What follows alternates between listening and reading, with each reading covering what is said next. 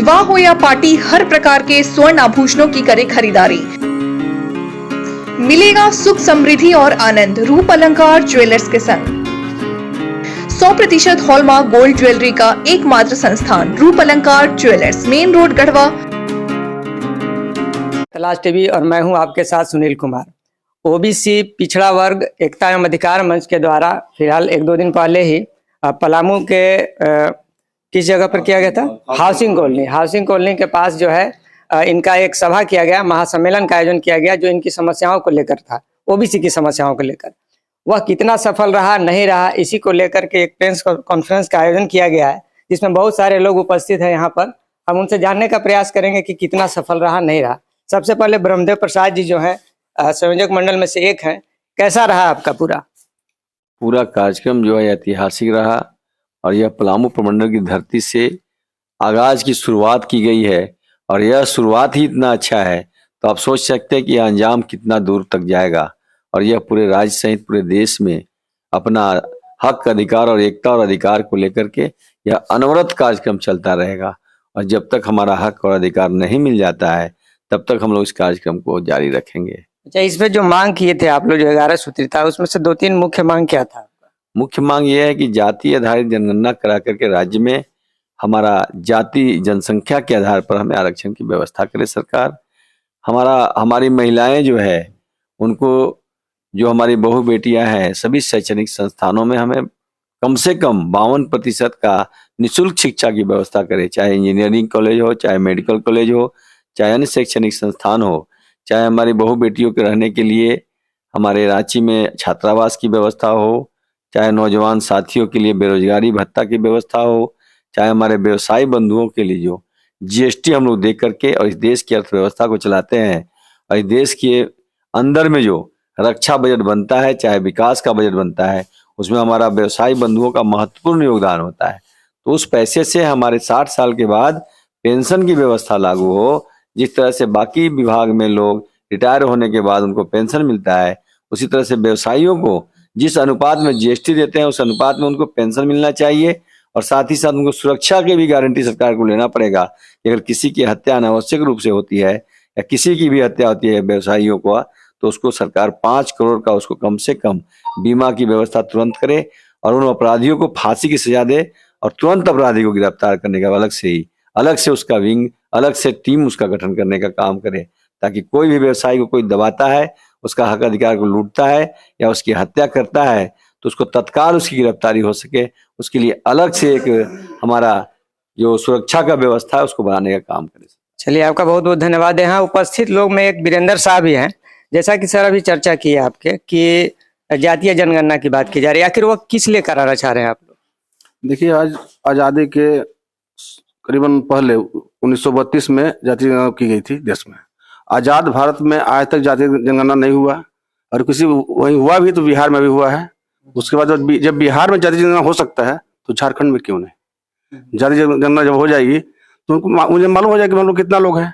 अभी तक हमारा झारखंड जब संयुक्त बिहार में थे तो हमारा आरक्षण 27% था, वर्तमान में 14% कर दिया गया है 24 साल पहले से। तो बताइए, 100 लोगों की बहाली अगर यहाँ होती है चपरासी का ही तो हमारे 13 लोगों का नुकसान हो रहा है। 27 लोग होता तो पहले 14 लोग होता है।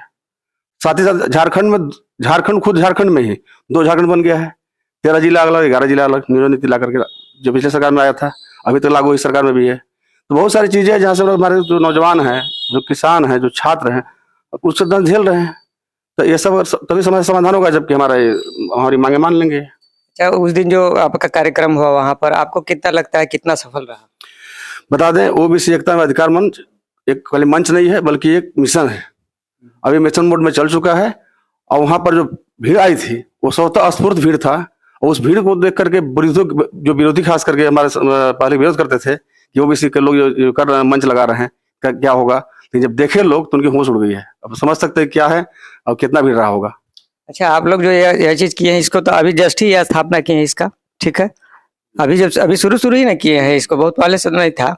तो आगे अब क्या विचार है, इसको किस स्तर तक ले जाना है? सिर्फ पलामू प्रमंडल तक ही आपका यह संस्था रहेगा या आगे भी ले जाएगा झारखंड लेवल तक?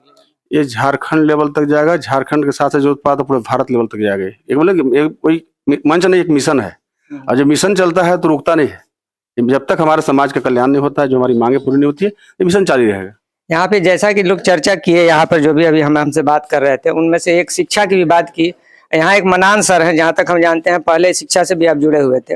आप अपने ओबीसी समाज के लिए शिक्षा को लेकर के किस तरह का बात चाह रहे हैं, इस बात को थोड़ा रखिए। ओबीसी एकता मंच जो गठित हुआ है, तो सबसे पहले जो है झारखंड जब अलग हुई तो 27% बिहार में आरक्षण थी, जो कि सरकारी स्तर पर, एजुकेशन स्तर पर लोग हमारे बहाल हो सके 27 व्यक्ति।